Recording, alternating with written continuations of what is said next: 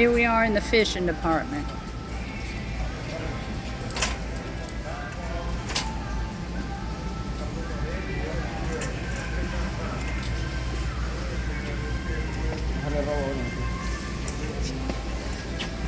This wall's got screws.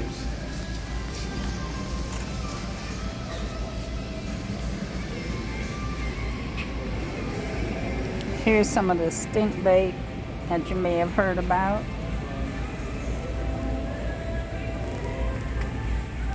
These are the things that you would get if you had a rod that you wanted to put on and let it stand up so you didn't have to hold it. This wall's got screws on it. For freshwater situation. Stick your pole in that and then put it down in the dirt and it'll hold it for you. Here's some stink bait for your catfish people. I've heard a lot about the strawberry flavored ones and the corn. I don't know anything about this particular brand or anything about that because I really don't get into catfish, fishing that much. But I've heard about it. Thank you.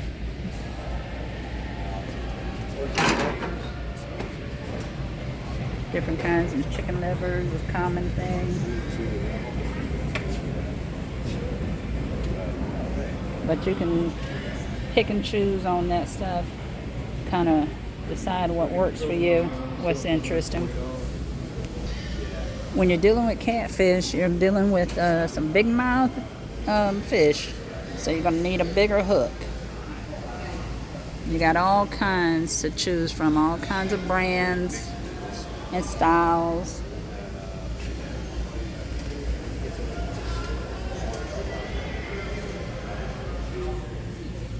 Depends on what you're wanting to look for. These circle hooks, those are the ones that set themselves. They have that curve at the tip of it. You see right there the curve. And that ensures that when the fish actually pulls on it, you don't have to set the hook. You don't have to pull up on the rod or anything because this will catch it right in its mouth. If it tries to move and pull away, it's going to actually catch it in the mouth. That way you don't get so many hooks down in the stomachs of the fish. And you're less likely to kill them that way. Here's some of your little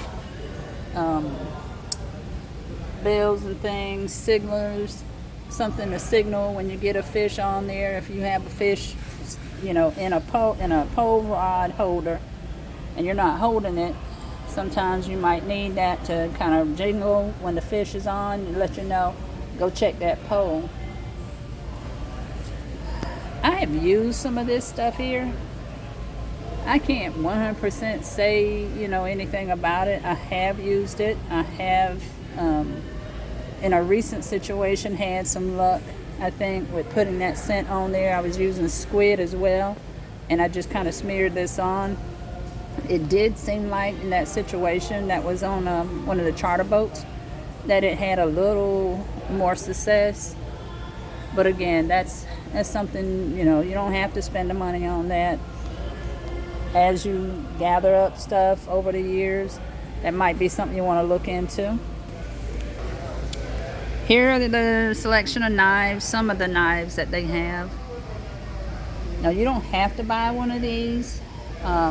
You will need some kind of knife if you go down to the pier or go somewhere where you're needing to cut up your bait. Like if you have squid, you're going to need to cut it. So a little knife like that, that'll be fine. And most of the times if you go to a pier, like down at the ocean, they're going to have knives right there at the cash register for you to get. And they don't cost that much. You just keep it, clean it, and put it back in your bag to use the next time. Sharpen it if you need to. But these are some that are like to fillet your fish, if you get into that real deep. But again, not something you have to buy. Something that's a little easier to work with. Some people, depending on what you're fishing for, depending on where you are, you might need to have some gloves to help you hold a line. If it's a big fish on there, you might need to have some. I don't typically have gloves in my bag. If I do, it's for cold weather. But again, that's something you can decide on if you want to use that or not. A pair of regular old cheap fingernail cutters. I keep a pair of those in there. That's good for quickly cutting your line. You know, you're getting ready to put a new hook on or something, and it helps you really quickly go ahead and get that on there. Here's some other things that you can use to cut or get the hook out real fast. You know, a pair of pliers will do it just fine, but here's some other options if you want to get into that. I think the one at the fishery that they give us, the volunteers, those are similar to that, but a pair of pliers, needle nose pliers, they don't have to be expensive, just something that you can grab onto that hook and pull it out, depending on how big your fish are and how deep that might be down in there. A long pair of needle nose pliers would be good for you.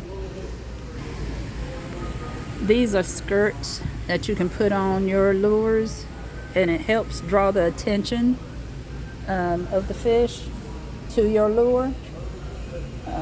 Kind of just gives it more action, more shake and shimmer. Just depends on what you're into. You don't have to buy it, but again, it's something to consider depending on where you're fishing and what. I don't use a lot of it, so I don't have a lot of knowledge on that.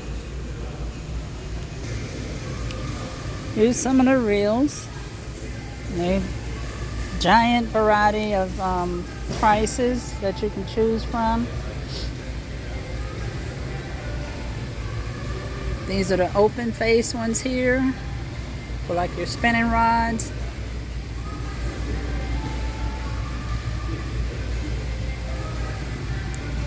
Where you have to flip the bell.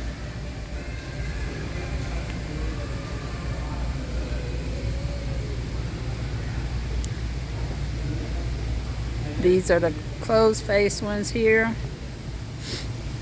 What you started on at the fishery. What we start people on at the fishery, rather.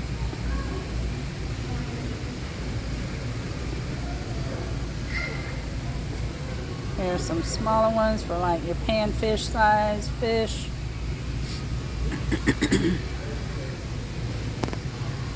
When you're getting ready to try to pair up a rod and a reel, you want to pay attention to what the max is for that particular rod.